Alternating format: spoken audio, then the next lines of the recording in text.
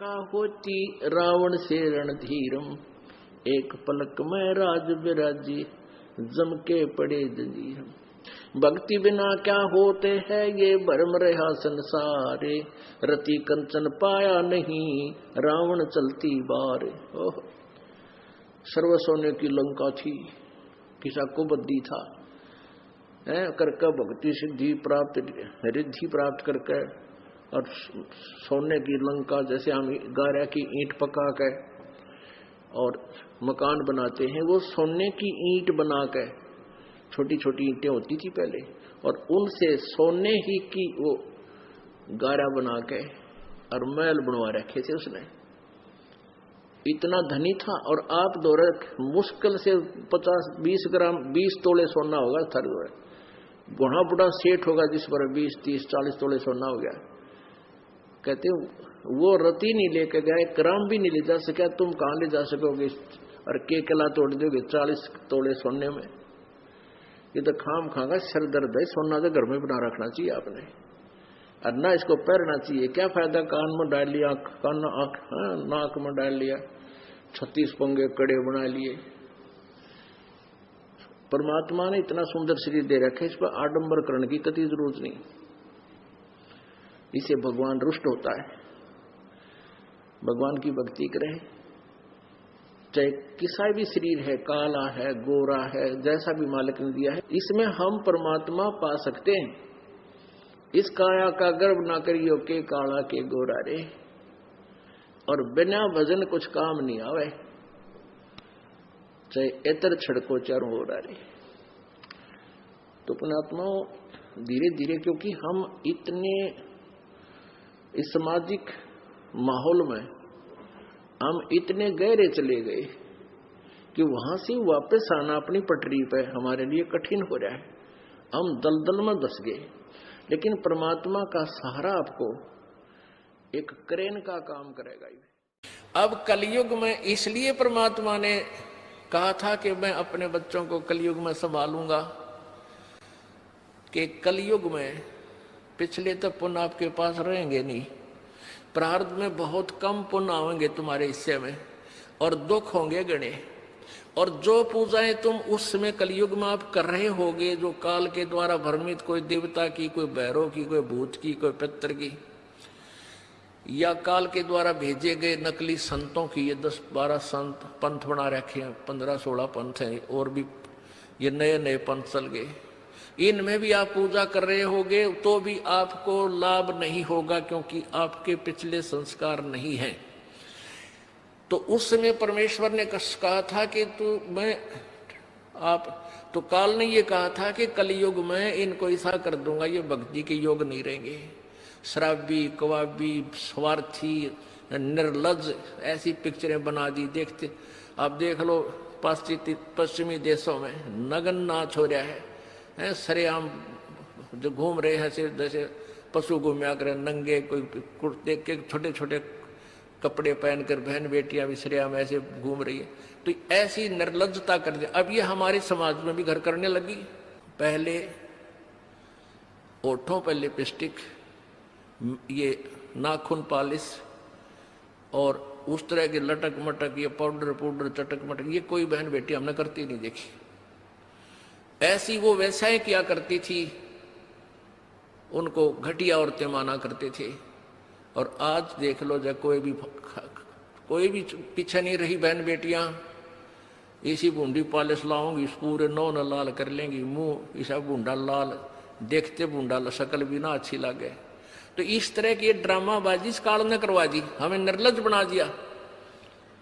और सरेआम डांस करती हैं ब्याह शादी में, बेटियां नाचे, उड़े बाप नाचे, उड़े बेटी नाचे, उड़े माँ नाचे। अरे थारा गजब, ये तो वैसा ही नाचा करती थी कि तो बंद कोठों में, आज सरेआम नचा दिए काल ने हमारे को। हम निर्लज हो गए।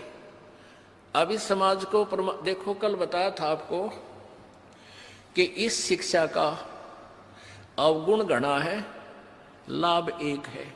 और ये लाभ सब अवगुणों को सेट कर देगा। कि अवगुण ये है कि निर्लज्जता, चातुरता, हम एक दूसरे के जो है ना प्रिय नहीं रहे, अपनी चतुरता के कारण काग बन गए। काग क्या करता है कि जैसे कौवा होता है, गधे की चोंच कमर टूटी होती है और उस दुखती उस जख्म को ही दूनी चोंच मार मार कर उससे खाता है। हम इस चतुरता के कारण रिश्वत लेते हैं, किसी का काम नहीं कर अधिकारी रो पैसा लेने के लिए उनको 100 ऑब्जेक्शन लगाकर चक्कर कटाते रहते हैं। कोई 2 का 20 बनाते हैं, सब घी में मिलावट, दूध में मिलावट, सब्जी में, हर चीज में मिलावट। कहते हैं ऐसा इंजेक्शन लगाते हैं बेल का तोरी तड़के इतनी लंबी हो ही पावे। थारा गजब वही सिर्फ वो बेचन खातिर कि थारा पैसा तुम्हें पैसा मिल जाए हुकंड करुक। तो ये चतुरता आ गई। अब डॉक्टर लोग देख लो, सभी तो नहीं हुआ करते लेकिन 80% इतना जुल्म करते हैं। 2 रुपये का 100 रुपये मांग ले, 200 मांग ले, कोई टाल नहीं, 500 मांग ले, 1000 गरीब आदमी से। और भी किसी स्तर में देख लो आप, कोई पीछा नहीं रह रहा। जिसका भी जहां दाव लगता है वो तुरंत डंक मार देता है। जिसके पास कोई मिलावट में रोड करने सथाना नहीं है वो तो करेगा कहां से। तो अब इसमें अवगुण तो इतने हो गए, माया माया दिखाई देती, ना भाई दिखता, ना बाण दिखती, ना भगवान दिखाई देता। और गुण इसमें एक है इस शिक्षा में कि हम अपने सदग्रंथों को स्वयं पढ़कर भगवान पहचान लेंगे। और इस भगवान के पहचानने के उपरांत इस ज्ञान को सुनने के बाद अपने आप ये माया की हवस नष्ट हो जाएगी, क्योंकि हमें पता चल जाएगा कि हमारे 2 नंबर के काम जुड़ सकता, पैसा नहीं रह सकता, क्योंकि हमारे भाग्य में नहीं है। और भाग्य से ज्यादा ले लिया तो ना जाने किस प्रकार जाएगा। एक भक्त ने बताया कि मेरा इकलौता पुत्र बीमार हो गया और मैं उसके ट्रीटमेंट के लिए, पहले तो किसी ने बताया इस पर छाया है, इस पर प्रेत है, जंतर मंत्र करने वालों के पास लौटा 20-30 हजार रुपये वहाँ लगाए। फिर डॉक्टर लोकल हॉस्पिटलों में दिखाया, वहाँ काफ़ी पैसे लगे। फिर बताया इसके दोनों किडनी फेल होगी, all India medical institute Delhi गया, वहाँ किसी से रिश्तेदार से ले लेवा के वो गुर्दा पैसे वैसे दे के कहते उसके 3 लाख रुपए लड़के के लगे, दोनों किडनी चेंज कराई। वो किडनी तो सफल होगी, सुख की सांस ली, 3 लाख रुपये लाग गए। और 6 महीने के बाद वो इकलौता पुत्र बस एक्सीडेंट में मर गया। और तेरा गजब है, टक्कर मार मार कर रोया। उसने जब ये ज्ञान सुना कि जो तुम 2 नंबर से पैसा इकट्ठा करना चाहते हो तुम्हारे भाग्य में नहीं है, अगर ऐसा इकट्ठा कर भी लोगे तो अगर 2 लाख कर लिया तो 3 लाख रुपए तुम्हारे ना जाने किस कारण से और कहां से निकल जाएंगे।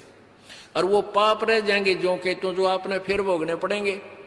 वो पाप यों के यूं रह जाएंगे, पैसा नहीं रहेगा जो तुम्हारे भाग्य में नहीं था, तुमने धक्के से कहीं से इकट्ठा भी कर लिया था।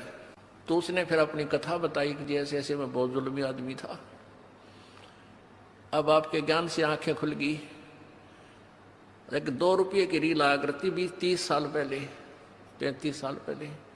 ये कैसेट होती है टेप की, ये टेप चले थे उस टाइम। और उस पर दूसरी कंपनी जो अच्छी बिकती थी उसकी मोहर लगा देते थे एक, और 2 रुपये के रिफल थोक के वाला आता था तोल के बाद से, और 35 रुपये की बेचा करता हुआ कैसेट। किसी और कोई खराब हो जाती धमका देता था, भाग जा, ओरिजिनल दे रखी थी बनता है। तो आज मेरे साथ ठीक बनी और थोड़ी सजा है मुझको आपके ज्ञान से पता लग गया, मेरे जैसे दुष्ट को तो और सजा चाहिए थी। तो पुण्यात्माओं, इस ज्ञान से इस माया की हवस को तो खत्म कर देंगे, निर्लज्जता भी खत्म हो जाएगी। हमारी बहन बेटियों देख लो यहाँ पर किस प्रकार आती हैं, एक देवी आया करती हैं ऐसे, ना कोई फंड करती, अपना सीधे साधे कपड़े पहन कर जो एक आम सभ्य समाज में होना चाहिए ऐसा इनका व्यवहार हो गया है। और जाके देख लो कितने शहरा में कार्टून बने अंडे हैं लड़कियां। तो पुण्यात्मा इसको सेट कर देंगे, लेकिन ज्ञान इस शिक्षा की आवश्यकता इसलिए थी कि हम अपने सदग्रंथों को समझकर उस भगवान को पहचान लेंगे, ये अति आवश्यक था। तो परमात्मा कबीर जी ने ये शिक्षा अब सार्वजनिक करनी पड़ी। नहीं, पहले केवल एक वर्ग पढ़ता था, एक वर्ग ब्राह्मण, और उस बाकी सब अपना धंधा करते थे, रोटी का जैसा भी धंधा था, कोई पाड़ी जाया करता, कोई भेड़ बकरियां पालता था, उनकी ऊन बेच के गुजारे करते थे, खाते नहीं थे। कोई गाय पालते थे, कोई खेती करते थे, कोई मजदूरी करते थे, अपना ठीक टाइम पास कर रहे थे। ऐसा ही काम हमने चाहिए था और भगवान की भक्ति साथ चाहिए थी। चाहे कोई आज अफसर है, चाहे गरीब है, अमीर है, मजदूर है, किसान है, चाहे दुकानदार है, अगर वो नेक नीति से काम करे अपना और भगवान की भक्ति करता रहे तो सबका मोक्ष होगा।